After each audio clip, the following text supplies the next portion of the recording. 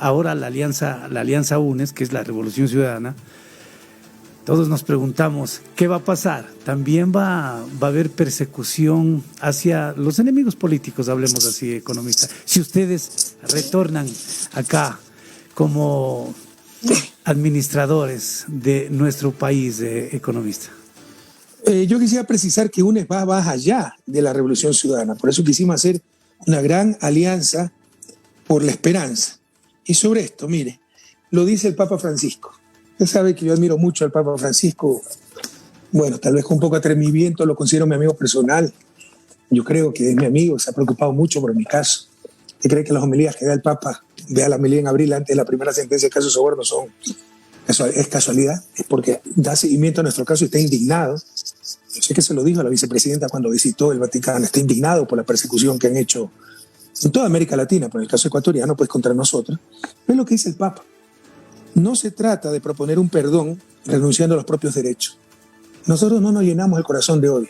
El rato en que nos conquiste el odio nos habrán derrotado, porque ellos fueron presas del odio y se destruyeron ellos y destruyeron a la patria. El odio no construye, destruye. Y es como un dardo que se lanza contra sí mismo uno, porque le hace daño al que emite el odio, no al que recibe el odio. Pero en todo caso, no se trata de... Hay que perdonar, no hay que llenarse el corazón de odio, pero no se trata de perdón y olvido. Eso se llama impunidad a nivel social, y lo dice el Papa. No se trata de proponer un perdón renunciando a los propios derechos ante un poderoso corrupto, ante un criminal o ante alguien que degrada nuestra dignidad, ¿no? Y no dice más adelante: nadie me prohíbe que exija justicia y que me preocupe para que esta persona o cualquier otra no vuelva a dañarme, ni haga el mismo daño a otros. Y finalmente dice, el perdón no solo no anula esa necesidad de buscar justicia, ¿ya? Nadie me prohíbe que exija justicia. El perdón no solo no anula esta necesidad, sino que la reclama, la necesidad de justicia. Párrafo 241, encíclica Fratelli Tutti, otra obra de arte, la última encíclica del Papa Francisco, la tercera, Fratelli Tutti, que significa todos hermanos. Yo le recomiendo a todos leer esta encíclica, que es otra obra de arte del Papa, como Laudato Si, la primera encíclica ecológica de la historia de la Iglesia. Entonces, hay que perdonar, no hay que llenarse el corazón de odio, pero hay que hacer justicia. Esto no puede volver a pasar. Por favor, William, no puede volver a pasar. Esta persecución a gran escala, y por su odio no le importó destruir la patria, que se nos muera la gente por falta de atención de salud, la crisis económica, era destruir a Correa. Por destruir a Correa, se destruyeron ellos y destruyeron al país. Se apoderaron del país con el 7 veces sí, nombraron un emperador Trujillo, que dijo que sus decisiones estaban por encima de la Constitución y la ley. Se repartieron la patria con el botín entre piratas y hoy lloramos lágrimas de sangre ante la peor crisis económica y sanitaria de la historia. Esto no puede volver a ocurrir. Con perdón, sin odio, pero con justicia. Economista, el proceso electoral ya ha ingresado justamente en su recta final. Estamos a 9 días de finalizar la promoción electoral y estamos a 12 días de ir a las urnas.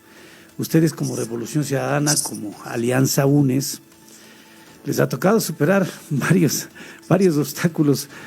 ¿Cómo se encuentran en este momento ya en la recta final, economista? William, usted hasta sonríe, ¿verdad? Porque tal vez en su vida, hay que tener alguna idea más o menos, usted, no recordamos que haya sucedido algo así. Yo era el autoritario, dictador, porque nunca me sometí a Teleamazonas, a Ecoavisa, al comercio, al universo, a los banqueros, a la Cámara de Producción. Yo era autoritario, dictador. Cuando en mi gobierno vieron que ocurrió algo así, que había tenido tanto problema para inscribirse Lazo, Gutiérrez, Novoa, cualquiera que nos insultara. Romo fue candidato a asambleísta y no sacó medio voto, no salió electo. ¿Cuándo? Ahora es poco menos que un milagro que hayamos podido participar. Nos robaron Alianza País. 3 veces evitaron que nos inscribamos pese a ser de largo la principal fuerza política. 2019, en extremis, participamos con Compromiso Socialista 5 y ganamos las seccionales. Eliminaron Compromiso Socialista 5 y dijeron, ya está, ahora sí fregamos a Correa, ya no va a poder inscribirse. Nos inscribimos como Centro Democrático Listas 1, que nos abrió generosamente la puerta. Cuando me proponen a mí como vicepresidente, me sacan en 17 días una sentencia ridícula por influjo psíquico para inhabilitarme como candidato. Me reemplaza Carlos Rabascal, que no puede ser, que ya está descalificado el binomio. Nos inscribimos el 18 de septiembre. Recién el 25 de diciembre, más de 3 meses después, estuvo en firme la candidatura. Y eso trae una serie de implicaciones. no tiene la cuenta única de la candidatura, no lo pueden apoyar financieramente en el marco de la ley para hacer la campaña, no puede hacer la campaña, está concentrado en que no le descalifiquen el binomio. Entonces esto nunca se ha visto. Gracias a Dios y al pueblo ecuatoriano y a la presión internacional, porque la comunidad internacional nos respeta mucho, nos quiere mucho, hasta de las Naciones Unidas llamaron al Consejo Nacional Electoral y estamos hablando de los más altos niveles, no pudieron evitar nuestra inscripción, no pudieron evitar las elecciones y serán derrotadas el próximo 7 de febrero. Y con ayuda de Dios, de Cayambe, de Pedro Moncayo, de Pichincha, del pueblo ecuatoriano, juntos recuperaremos la patria. Suspendido la utilización de su imagen por parte del Consejo Nacional Electoral para que pueda participar pues en las promociones electorales, especialmente de su alianza. No sé qué criterio tiene.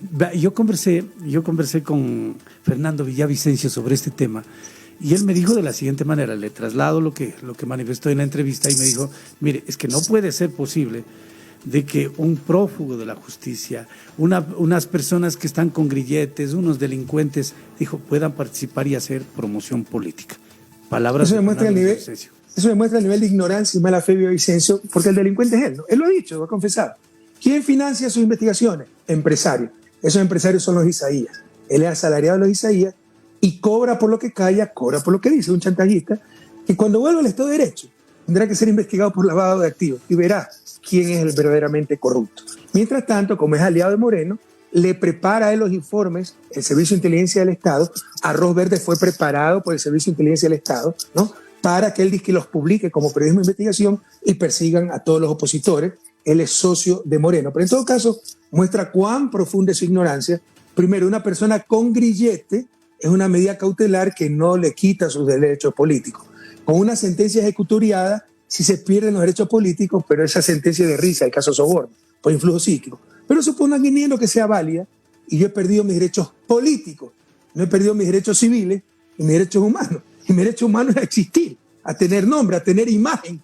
Y eso lo puedo utilizar. Pero no solo eso, el caso es más ridículo todavía, porque los que están utilizando mi imagen son mis compañeros y ellos no tienen ninguna sentencia. Y lo único que prohíbe la ley, el Código de la Democracia, revisen, es utilizar imágenes de niños y adolescentes. Ellos pueden utilizar mi imagen o la imagen de quien les dé la gana. Y es a ellos que le están afectando sus derechos. Por último, yo debería ser el que reclame no usen mi imagen. Pero si la quieren utilizar y lo prohíben, están afectando los derechos de gente que no tiene ninguna sentencia. Entonces, esto es una barbaridad, un atentado completo a los derechos de participación política, derechos humanos, al Estado de Derecho, a la Constitución de la República, y tenemos un Villavicencio que funge de candidato, que ni lo entiende, no lo sabe, dentro de su ignorancia y su mala fe. Ni siquiera están atentando contra mis derechos, están atentando contra los derechos de los que están usando con pleno derecho, con plena capacidad, mi imagen. Pero también demuestra el terror, ¿no? Porque obviamente si mi imagen perjudicara, aplaudirían que se la utilizara. Es porque saben que nadie les cree y que la gente nos quiere. No solo han prohibido mi imagen, han prohibido mi voz e incluso jingles, canciones que digan Correa presente, no, prohibido, no puede estar en la canción. Es increíble, esto nunca se ha visto. Es ridículo, ya de reír. Ahora, economista, el candidato a la presidencia, Andrés Arauz, también pues ha manifestado en rueda de prensa de que hay la posibilidad de un aplazamiento de las elecciones para asambleístas o parlamentarios andinos y que esto puede traer pues una nulidad del proceso. No sé, economista, ¿hay esa posibilidad de aplazamiento? Lo ha dicho el CNE, porque aceptaron última hora los asambleístas parlamentarios andinos de listas 11, que dicho sea de paso es el esposo de la Pamela Martínez. Entonces no es que Arauz acepta eso, no, lo denuncia. Y es grave. Mire, sinceramente, Cayambe, Pedro Moncayo, estamos ante unas elecciones muy, muy particulares. O sea, cada día que pase este gobierno nos hunde más. Hay más de 100 muertos por día.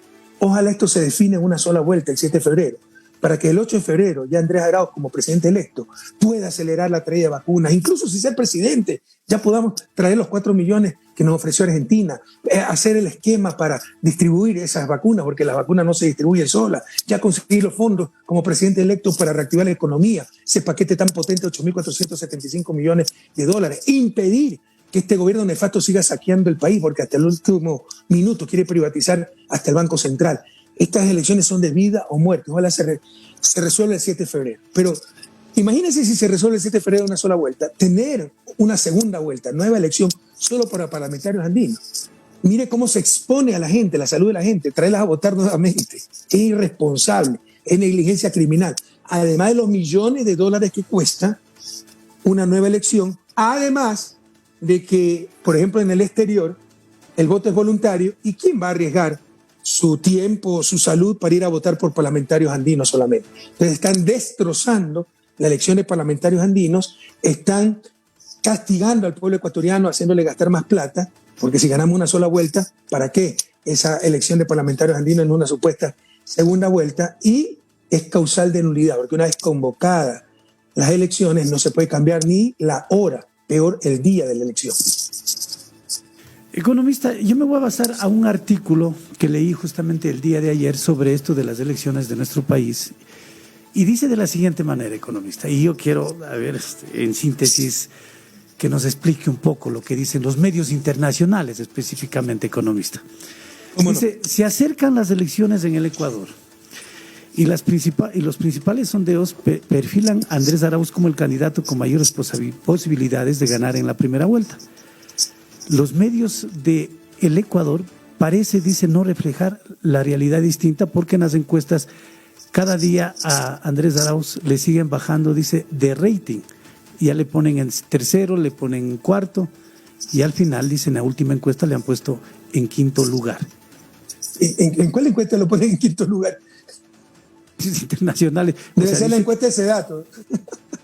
Pero mire, todas las encuestas serias ponen y de lejos, cómodamente, no queremos pecar de triunfalistas, pero es la realidad, en primer lugar Andrés Arauz. ¿Cuál es la estrategia de los medios? Que si ganamos, y muy probablemente ganamos una sola vuelta, pero si ganamos con 41 o 42%, para ganar en una sola vuelta hay que sacar más de 40% y 10 puntos de diferencia al que nos sigue. Tenemos más de 10 puntos de diferencia con el que nos sigue, que es Lazo algunas veces, la mayor cantidad de veces, y algunas veces también Yaco, en menor medida. Pero en todo caso, hay que pasar ese 40%. Pero si pasamos con 1 o 2 puntos, nos van a robar la elección.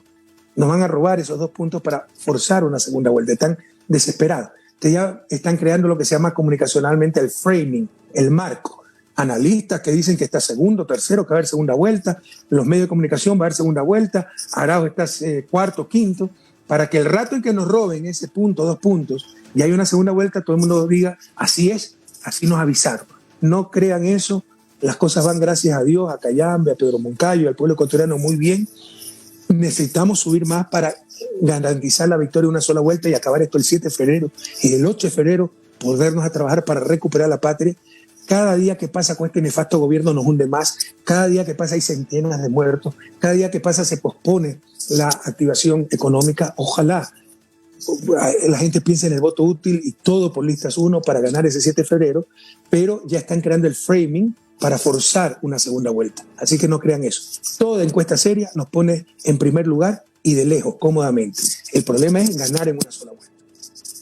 Ahora, la pregunta se cae de madura, economista, y esa ha sido también una pregunta que le han hecho al candidato Arauz. ¿Qué va a pasar con usted en el supuesto caso de que la Revolución Ciudadana triunfe en las elecciones del 7 de febrero? ¿Qué va a pasar con usted? ¿Pasa a ser asesor del presidente Arauz? ¿Cómo va a ser esto? No me da una importancia que no la tengo. Lo importante son ustedes. Esas familias que perdieron seres queridos por la negligencia criminal de este gobierno. No vamos a obviar que hay una pandemia. Pero tenemos la mayor cantidad de muertos por habitante del mundo. Ni siquiera se identifican todavía decenas de muertos. En Guayaquil los muertos estaban en las calles y los patricios guayaquileños dieron cartones para que los pobres entierren a sus muertos. Yo no soy el importante es ese desempleado, ese padre de familia desesperado que ya no tiene ingresos. Créame, la gente se está alimentando en la costa con racimos de verde. Ese es el alimento. Y probablemente en la sierra con costalitos de papa dados por la familia que tiene la finquita, que tiene la chacrita. Entonces es urgente recuperar la salud, defender la vida y recuperar la economía. Eso es lo importante. Yo no soy importante. ¿Por qué me dan tanta importancia? En todo caso, respondiendo a su pregunta, porque no le doy preguntas, estaré donde pueda servir a mi patria. Si Andrés quiere que lo asesore, lo asesoraré. Ojalá sea así. porque la asesoría se puede hacer desde Bélgica, y mi vida está en Bélgica, mi familia está en Bélgica. A mí me costaría mucho dejar mi familia en Bélgica, mis hijas están trabajando allá, están estudiando, mi hijo también, ¿no? En Europa, no en Bélgica, y me costaría mucho dejarlos allá, separarme de mi familia y regresar al país para trabajar en un nuevo gobierno. Pero bueno, o sea, habría que analizarlo donde me necesiten, pero ojalá sea a nivel de asesoría, porque eso sí podría hacerlo desde Bélgica. Tendría que aplicar en el indulto, en su caso, o de pronto de que la justicia pues, revise nuevamente su caso. Yo no aceptaré ningún indulto, porque indulto significa perdón de una pena y yo no he cometido ningún delito. ¿Dónde está el dinero? ¿Quién puede esconder? 70.000 millones dijeron que se habían perdido en corrupción, en función de un informe del BID que nunca ha existido. ¿Cómo nos han mentido? Como el puente hacia ningún lado. 3 años y medio, con una brutal mentira, en la época de satélite, cuando es facilito ver a dónde va el puente. Permitieron esa mentira. Entonces, yo no voy a aceptar ningún indulto. Una sentencia quita los derechos políticos, que es a elegir, ser elegido y participar remuneradamente, oficialmente en la administración pública, pero obviamente yo puedo ser asesora de honores. O sea, Andrés puede llamar a consultarme si a bien tiene, ¿no? Si con la experiencia que uno tiene, con algo de preparación que tiene, de formación. Entonces, en ese sentido, se podría asesorar. Ahora, yo estoy convencido. Mire el caso Singer, hay un voto dirimente. Es decir, ya están perdiendo el miedo ciertos jueces. Cuando cambie la situación política, jueces honestos, que sí los hay, ¿no? Podrán hacer lo correcto. Lamentablemente, con tanta presión política, con la brutal presión mediática, a los jueces de caso soborno le mandaban hasta drones para vigilar su casa, le ponían patrulleros en las puertas, les amenazaban a la familia. Cuando cese, en esas circunstancias, no se necesita solo ser honesto, se necesita ser heroico. Y los jueces deben ser heroicos. Lamentablemente todavía no tenemos esa clase de jueces. Pero jueces honestos sí hay. Y al rato en que cese la presión política, la presión mediática, verán que harán lo que tienen que hacer y se les derrumbará tanta patraña. ¿No siente el temor de nuevamente ser traicionado, economista? No, si Andrés fuera traidor yo no hubiera traicionado. Mire, superemos esa psicosis. Y a los jóvenes, yo les digo, mire, yo soy la principal víctima de la traición. 39 investigaciones criminales. Destruir la obra de mi sueño de toda una vida, ver a mi país fuera de la miseria, nos han retrasado 20 años. Las universidades emblemáticas, Yacha era mi sueño, por hacer daño a Correa hay que destruir, de las cocinas de inducción hasta Yacha, Refinería del Pacífico, Coca-Cola Sinclair, todo mentir, denostarlo. Tan mal construida Coca-Cola Sinclair que ahora se pelean por concesionarla, ¿no? Fíjense cómo se le rumban su mentira. Pero bueno, yo debería ser el primero en decir, ay, no vale la pena, ya no hay remedio. Vomiten el pesimismo, jóvenes. Por cada traidor, por cada mal ecuatoriano, hay 10, 20, 50, 200 personas leales, honestas, como todos ustedes, trabajadoras. Moreno es un accidente histórico que inspirará 10 tesis de psiquiatría en su beneficio, no en su favor. Yo creo que está enfermo el hombre. Alguien normal no puede ser tan cínico. Alguien normal no puede denunciar 3 años y medio un puente que no va a ningún lado para que pasen las guerrillas, el narcotráfico, entonces correr culpable de los 3 periodistas asesinados en la frontera porque él pactó con el narcotráfico y la guerrilla y después ir a inaugurar muy suelto de huesos con el presidente de Colombia ese puente que no iba a ningún lado. Nadie normal puede hacer eso. Moreno es un accidente histórico, no se va a volver a repetir. Andrés es un chico sano que ha crecido con nosotros y si fuera traidor ya nos hubiera traicionado, pues si también ha sido perseguido estos 4 años. Y verá que lo va a seguir persiguiendo. Van a sacar en los próximos días, como están desesperados, un escándalo, ¿no? Por el Festival de Loja, que no existe nada ahí de malo, sino que quieren comparar un Chaquiñán con una superautopista. Un concierto de Juan Fernando Velasco con un concierto de Paul McCartney. Entonces, y así van a querer engañar a la gente, porque Celi está desesperado, sabe que como leí hace un momento en la encíclica del Papa Francisco, con perdón, pero con justicia no tendrá dónde esconderse por todo lo que ha hecho, entonces va a sacar otro escándalo contra Andrés para ver si impide que gane en las elecciones, ¿no? Entonces, Andrés, hay que estar preparados y les insisto, si Andrés fuera traidor, ya no hubiera traicionado, si ha sido perseguido estos 4 años también. Economista, permítame ya en la parte casi final de nuestra entrevista abordar este tema de la pandemia, porque sí me gustaría conocer su criterio. ¿Cómo vio usted o cómo está viendo de fuera el manejo de la pandemia acá en nuestro país? Y si hubiese estado usted al frente del Ecuador, ¿cómo hubiera sido el manejo, economista? Totalmente diferente, William, lo veo con mucha indignación. Y yo no soy mediocre, yo no necesito para sobresalir, hundir al resto, no es mi estilo, no me conocen así. Ese es el recurso de los mediocres. Pero siempre vamos a llamar pan al pan, al vino al vino. En el manejo de esta pandemia que afectó al mundo entero, En Ecuador ha habido negligencia criminal, pero criminal, innecesaria tragedia. Llevamos más de 38.000 muertos. ¿Qué hubiera hecho diferente? Para empezar, desde que se supo que había el nuevo virus en diciembre del 2019 en Wuhan, prepararnos, abastecernos de pruebas. Hasta marzo estaban ofreciendo que no tenían pruebas, estaban ofreciendo que traían 2 millones de pruebas, era mentira, y hasta renunció la ministra de Salud, o ya se olvidaron. O sea, negligencia criminal. Debieron fortalecer el sistema hospitalario. ¿Qué sería del país sin las 4.400 camas que nosotros hicimos hospitalarias? Lo que llamaron elefantes blancos, ¿se acuerdan?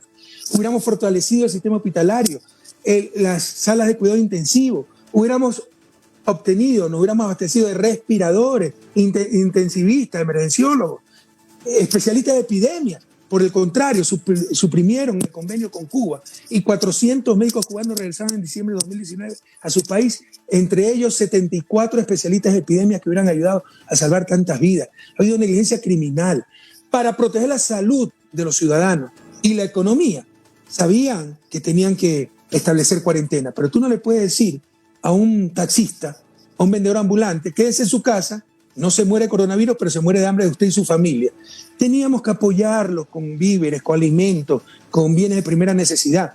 Y eso, a su vez, bien hecho, reactiva la economía, porque esos bienes va a comprarle usted la lechecita al ganadero de Cayambe, va a comprarle el quesito, el bizcochito, el manjar de leche, la papita, la economía popular y solidaria, y se reactiva la economía. ¿Cómo se financia? En lugar de tener 8.300 millones inmovilizados en Suiza, financiando a Suiza, y también cobrándole a los más ricos. Por ejemplo, 2% a la grande fortuna o a la gente que ha generado utilidades en plena pandemia, como los banqueros que ganaron más de 230 millones de dólares. Y así se mantenía la actividad económica y se evitaba perder tanto empleo. Por último, acción colectiva regional, como lo hicimos en la epidemia del 2009, la gripe porcina. Ecuador fue el primero en reaccionar y reaccionamos como UNASUR, comprando medicina, haciendo estrategia. Ahora lo que hizo Perú fue movilizarnos los tanques a la frontera para evitar que pasen los ecuatorianos infectados, ya se olvidaron. Por último, la cereza del pastel, en plena crisis, votan profesionales de salud, reducen el presupuesto de salud y se descubre la corrupción generalizada en el sentido de que han repartido hospitales para comprar votos en la asamblea y ha habido sobreprecios hasta en las fundas para cadáveres. O sea, ¿cómo más voy a evaluar esta sinvergüencería que como negligencia criminal que llena de indignación? Y crean, nosotros hubiéramos hecho algo totalmente distinto y la gente sabe que con nosotros no hubiera ocurrido tragedia. Dije por último, por último, vienen las vacunas 8.000 y se empiezan a vacunar los familiares, el ñaño, el cuñado, el amigo. Realmente indigna, realmente es algo que ha servido la sangre y aquí ha habido negligencia criminal, ha habido negligencia y deshonestidad y tendrán que responder ante la justicia por tanta negligencia, como le he dicho, por tanto dolo, por tanta deshonestidad, por tanto que me importé. Eso yo creo que es el sentir de todos los ecuatorianos economistas. Se sienten muy frustrados porque, como usted acaba de manifestar, se ofrecieron 80.000 dosis que van a venir justamente en este mes de enero, que ya está por finalizar también, y vienen 8.000 y se comienzan a ver los primeros casos de corrupción. Por ejemplo, gerontológicos que son particulares y donde hay familiares de funcionarios del gobierno que están recibiendo la vacuna y ellos no han estado en la primera línea, economista. No sé si eso esté comprobado, pues si está comprobado es escandaloso. Pero mire, correístas y anticorreístas, y tal vez especialmente los anticorreístas, saben que si hubiera estado en la presidencia o que si a Jorge Glass no le hubieran robado la vicepresidencia, ya Ecuador tendría millones de vacunas, como las tiene Argentina, como las tiene México, como las tiene Bolivia, con gobiernos progresistas que realmente se preocupan por su gente. Los correístas lo saben, los anticorreístas también lo saben. Si Correa hubiera estado en el gobierno, si Jorge Glass hubiera estado en el gobierno, si la Revolución Ciudadana hubiera estado en el gobierno, ya tendríamos millones de vacunas para salvar la vida de nuestra gente. Y ahora, como para querer aplacar, economista, el presidente Moreno pues ha anunciado un plan de ayuda a los afectados del COVID-19. Dice que se va a entregar un bono de $500 a 570 personas que perdieron el empleo. Esa es la última noticia que ha dado el presidente Lenín Moreno. 570.000 familias de personas que han perdido el empleo. Aquí hay varias reflexiones. Primero, esto se debió hacer, pero hace 6, 8 meses. ¿Por qué no se hizo antes? Porque es pura politiquería. para tratar de torpedear el programa 1000 por 1 millón de Andrés Arauz. Segundo, no es que era demagogia el 1000 por 1 millón, se están cayendo en la demagogia. Tercero, no es que no había plata, ahora resulta que sí hay plata.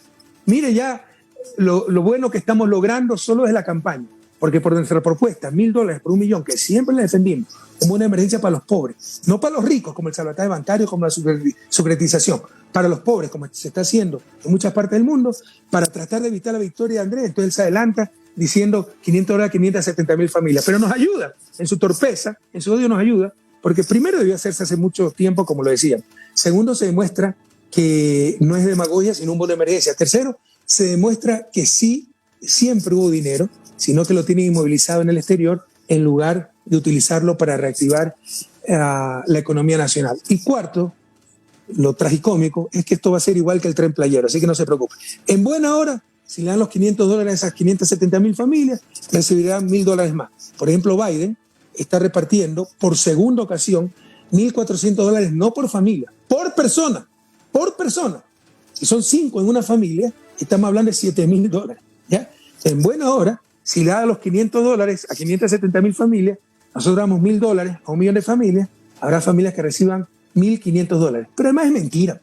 No hay cómo creerle a este tipejo, es como el Tren Playero. Entonces no se preocupen, voten el 7 de febrero, todito uno, y las 1 millón de familias, y madres, mujeres, de las familias más pobres recibirán $1,000, y esos 1,000 millones inyectados a la economía no se gastan en Miami, pues los pobres no van a gastar a Miami de shopping, van a quedarse en la economía y nos va a beneficiar a todos, clase media, ricos, porque reactiva la economía. Economista, quiero agradecerle por esta referencia que ha tenido con nuestro medio de comunicación y por supuesto en la parte final su mensaje para los miles de seguidores de nuestra página y a los amigos del sistema de televisión en Cayambe y Pedro Moncayo. Siempre en la orden, William. Cuando me inviten, si tenemos un blindaje mediático brutal, mi cariño a Cayambe, ¿no? Ya se me salen las lágrimas pensando en Cayambe, tierra tan querida, era de mis paseos favoritos, ¿no? Ellos lo saben porque tengo muchos amigos. El manjar de leche con los bizcochitos, con el queso de hoja. Y ya cuando se pasa a Imbabura, todo eso, pues, bueno, el camino a Cayambe mismo es precioso, y después el paso a Imbabura, ¿no? Paisajes maravillosos, cuando se desciende al lago San Pablo y todo aquello. Grandes recuerdos, de hecho era nuestro paseo favorito familiar. Un saludo a Pedro Moncayo, a todo Pichincha, a toda la patria. Ya no pierde la fe, son los momentos más duros. Ya sacamos adelante, en 2007, la patria. Juntos lo volveremos a hacer, no lo quiero engañar. La crisis es mucho más grave. El próximo gobierno no va a recibir un país, va a recibir ruinas. En la crisis del 99, William, decrecimos 5.4%. Ahora vamos a decrecer 11%, más del doble. La situación es gravísima.